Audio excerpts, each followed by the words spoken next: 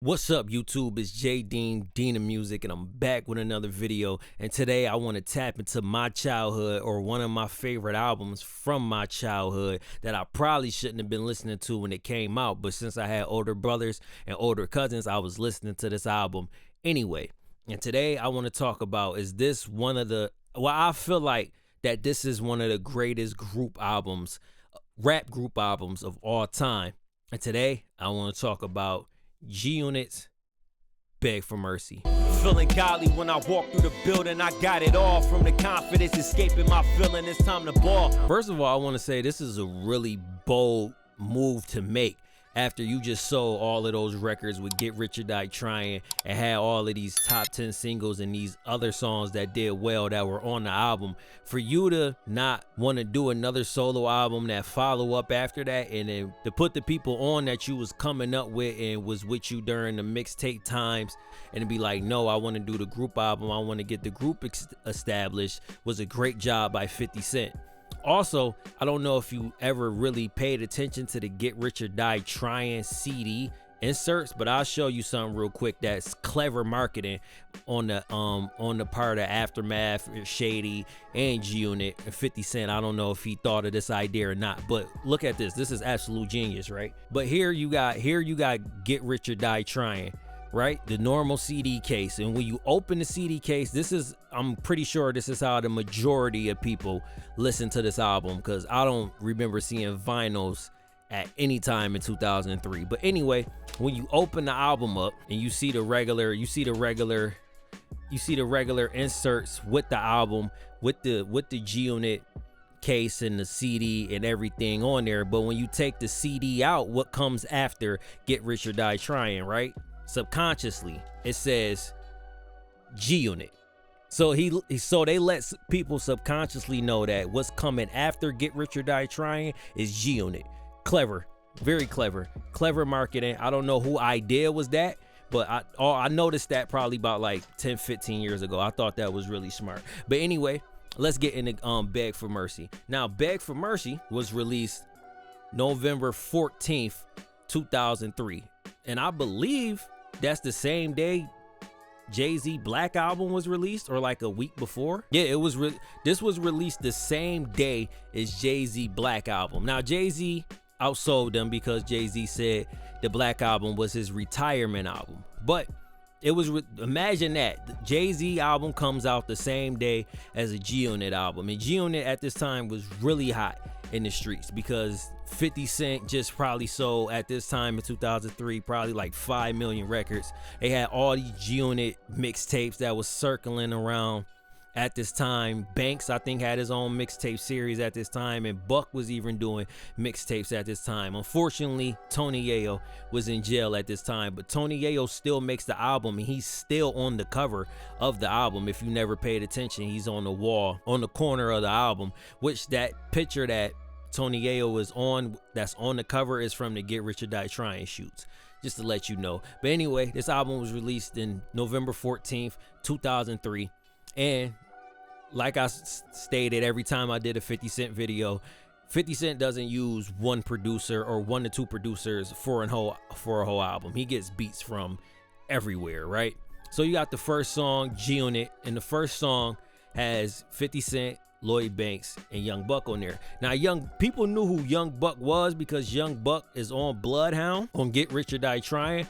But at that time, when you thought of G-Unit, you thought of Who Kid, 50 Cent, Tony Yayo, and then Banks. Them the first people you thought of first. Buck was still kind of new to the thing, so I always thought that it was genius that they put Buck first on the intro of the album to let people know that wasn't fully aware, like, this is Buck. He's the first voice you hear, first rapping voice you hear on the album. He start going crazy.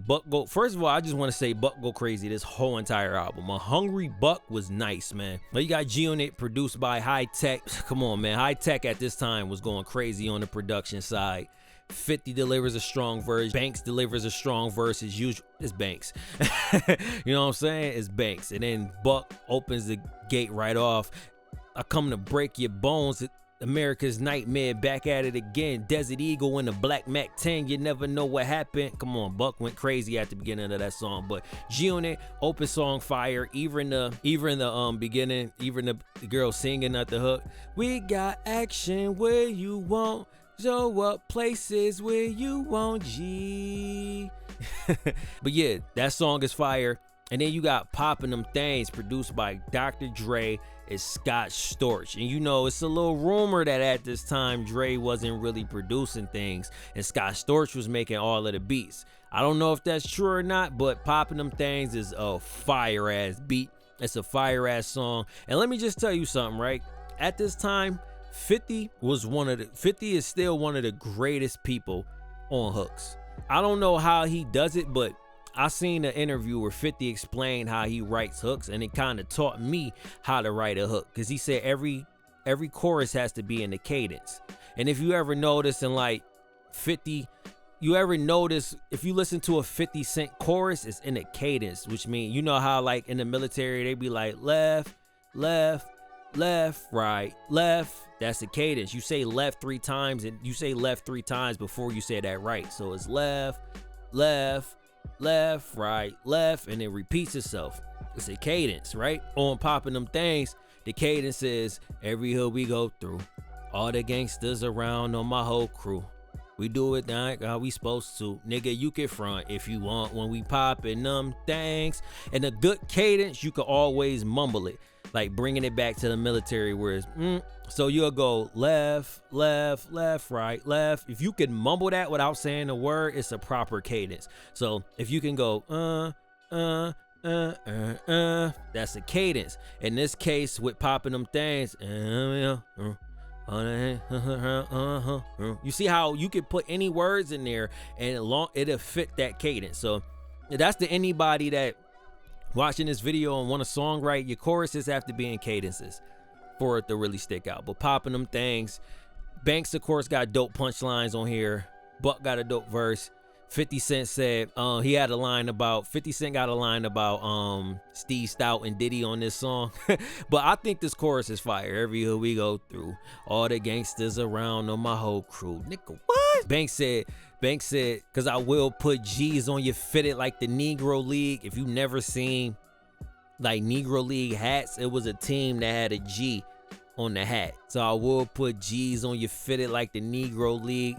I got connects, I don't need no weed. I've been in LA for a year now, so I don't see no C's. After I'm done, they clapping the crew. Hell yeah, I fuck fans. Guess what? Your favorite rapper does too. In a minute, I'ma have a jeweler making my ring spin. My crew one wild like the Jamaicans in Kingston. Banks on this album was going crazy, yo. But Poppin' Them Things, fire. And then you got My Buddy, which is personally one of my favorite G-Unit tracks. It might be my favorite track on this album. And this song is produced by Taylor Dazor. I think Eminem has co-production, and it says Luis Resto. And then on this song, you got Banks that goes first, 50 that goes second, Buck that goes third. Everybody absolutely delivered on this song. The chorus is fire once again. The beat is fire, and everybody delivered. This is a 10 out of 10 song. My buddy, my buddy. Everywhere I go, he go, my buddy, my buddy. Remember that cadence.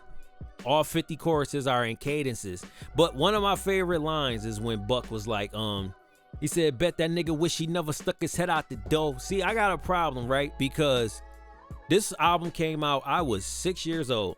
I knew the words to My Buddy at 6 years old. Should I have known about these songs when I was 6 years old? Probably not, but that's why I'm here making videos today, because this is what I was listening to when I was 6 years old. But anyway, My Buddy, a 10 out of 10 song. Then you got I'm So Hood, which is the 50 solo track on here. Everybody on this album, everybody that's in the group except for Tony Yayo on this album has a solo song. So this is 50 solo song, and this is produced by DJ Twins, co-production by Eminem and Luis Resto. Once again, I'm So Hood, gas.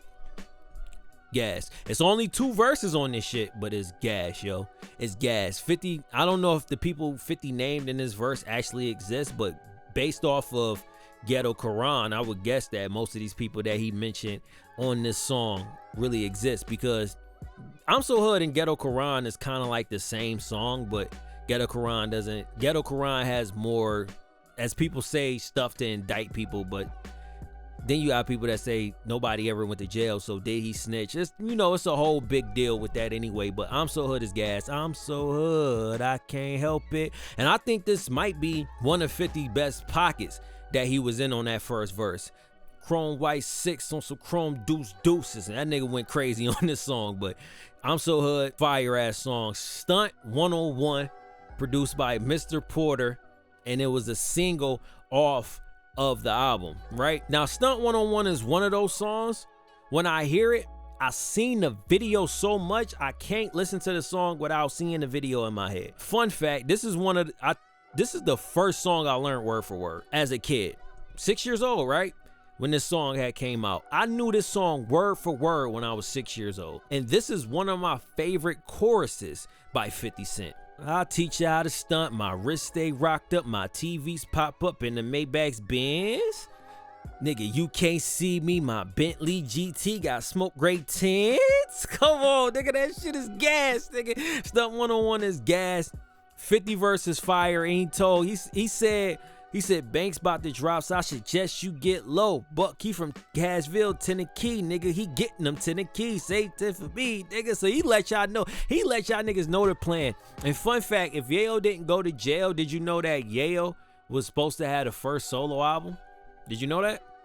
50 said it in an interview. Yayo was supposed to have the first solo album because he was there first.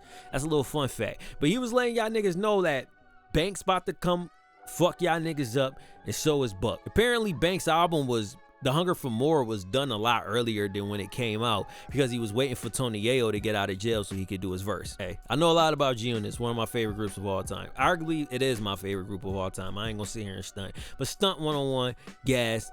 Buck said, I'm so icy you ain't got to like me. In the throwback jersey with the throwback Nikes. These niggas was flexing all in the video. Brandy is in the video. It's a dope video. They got free Yayo all in it. I absolutely love Stunt 101. I listen to it a lot still. People might call the song corny now, but maybe it's nostalgia and just everything about that song reminds me of my childhood. I love Stunt 101. Then you got Wanna Get to Know Ya featuring Joe, produced by Red Spider, and samples Marvin Gaye. How they got a sample from Marvin Gaye cleared? I guess it was Interscope that helped them get that cleared. But this song is gas. Even though it's a single and it's supposed to be a softer R&B record, gas. Absolutely gas. All three of their verses is gas. Banks said I could make a 40-year-old feel like a young lady. I admit I fell in love with her frame. I make her feel special when she call me by my government name. Come on, man. I just want to, let's take this time out to salute Banks, nigga. Banks is one of the greatest rappers, in my opinion. If I'm doing a top 20 list, Banks is on that list for sure. For sure. And the thing is, Banks is still nice. He's still nice. Banks was doing all this rapping like this, and I believe he was only 21. Out rapping niggas, like going crazy. He was rapping better than most of the veterans at this time. Shout out to Banks, man. But Wanna Get to Know You, absolutely gas with the Marvin Gaye sample and how, I don't know if Joe wrote the chorus or 50 wrote the chorus, how they played on the sample, and the beat is absolutely fire. So Wanna Get to Know You, absolutely fire. Then you got Groupie Love. But I just want to say the first 6 songs off of this album are 10 out of 10s. G-Unit, Popping Them Things, My Buddy, I'm So Hood, Stunt 101, Wanna Get to Know You. The first 6 songs is incredible. Incredible. And then you got Groupie Love featuring Butch Cassidy. I didn't even know the name of the person that was featured on here, because on the actual credits on the album they don't list him on the credits. So this is new to me. Produced by Midi Mafia.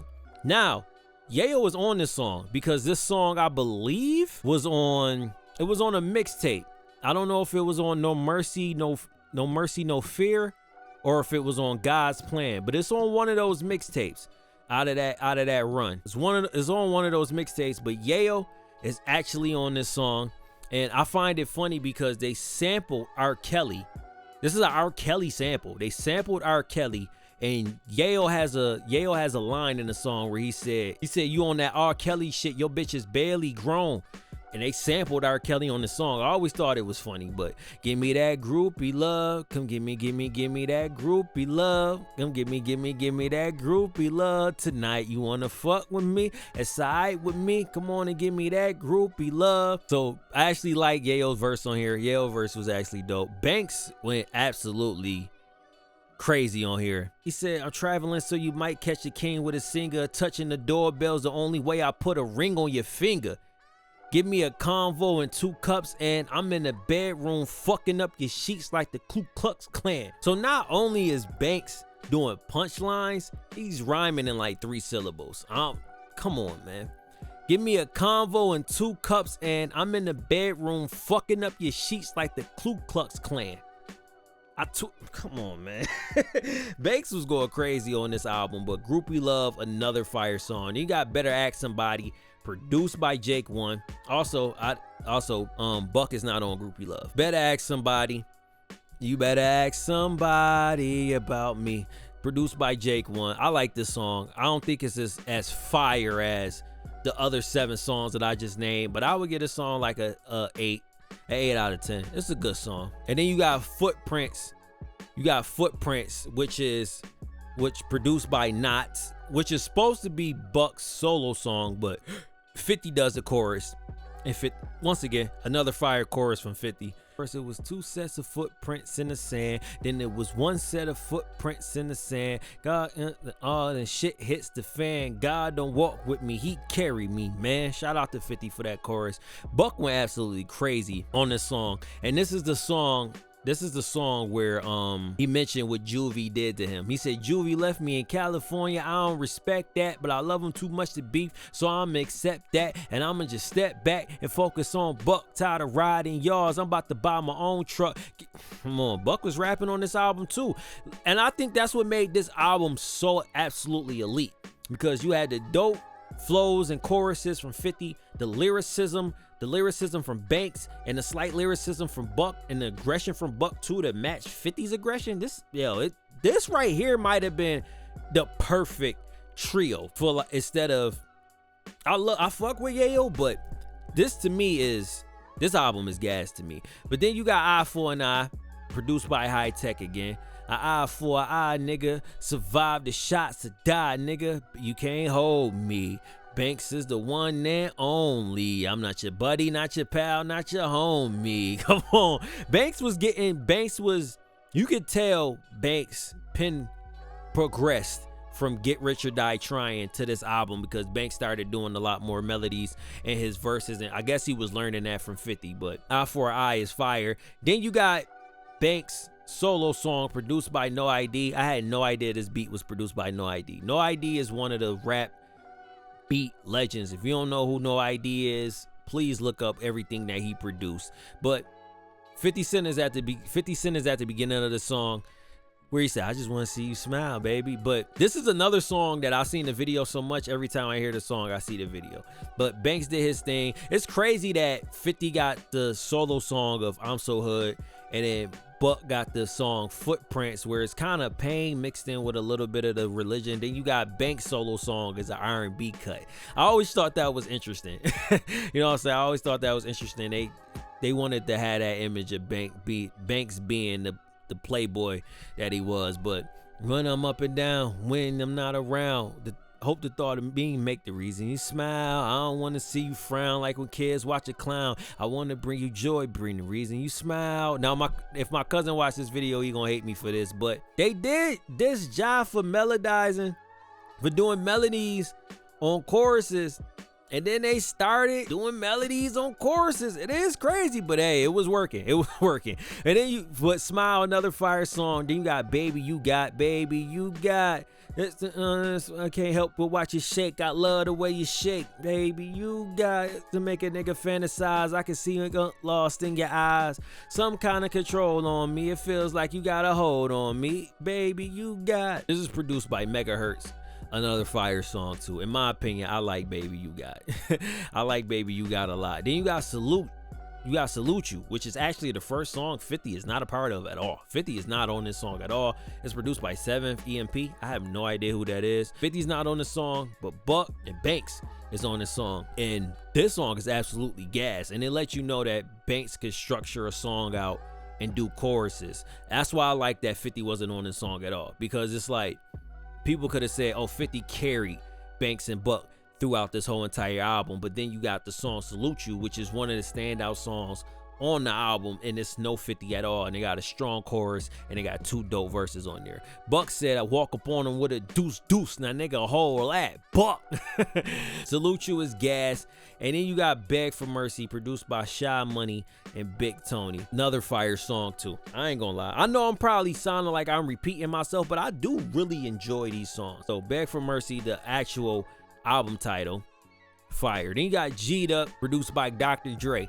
And I know for sure that this beat was produced by Dr. Dre. I wasn't there, but you could tell if you listen to a lot of Dr. Dre beats, Dr. Dre loves building his beats, well, having a very consistent beat for the first like 1 to 6 bars, and then the 7th and 8th bar he does, well, producers call it a turnaround. The turnaround back into the original loop. So Dr. Dre will have the first 6 bars would be the regular beat, and then the last 2 bars in the 8-bar loop, he'll have some sound that sounds like it's building the beat up, and then it'll turn around on that first bar, but it'll use normally on that first bar to be like a crash that leads into like the second bar. I just nerded out on y'all. I'm sorry.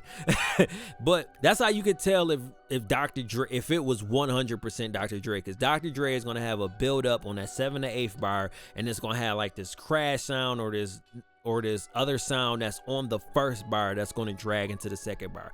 That's how I know Dr. Dre really made G'd Up. And G'd Up is a fire beat. Absolutely gas. Absolutely gas. It's you probably could put that as one of Dr. Dre's best beats. It's absolutely fire, and it's a more personal song from 50 and Buck. I think Buck talks about his father in this record. It's a very personal song. So even though they giving you all of this hood shit, it's shit in here that's like personal, not from, because I think Buck was more of a personal artist than 50 was or Banks was, but I like that it's different emotions on this album. Like you get songs like Stunt 101, Popping Them Things, but then you also got Wanna Get to Know You and Smile. And then Baby You Got, which sounds like they was probably just aiming for a strip club record. But that's why I like this. That's why I really enjoy this album. And then you got Lay You Down, which I think the song is cool. I think it's cool. Like I don't skip it, but that's produced by DJ Khalil. I think it's cool. It's not one of my favorite songs on the album, but I think it's cool. And then you got Gangsta Shit, fire. One of 50's best verses too.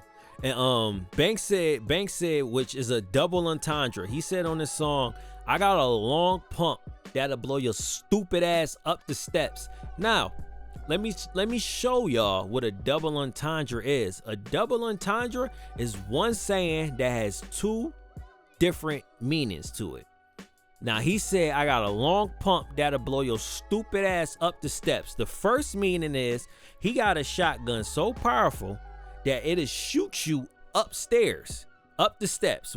You know what I'm saying? It'll shoot you up the steps. Now, here's where the double entendre comes in. With Banks saying just one word, I got a long pump that'll blow your stupid ass up the steps. Now, when people talk about falling on stairs, they say they fell downstairs, right? They was falling down the stairs.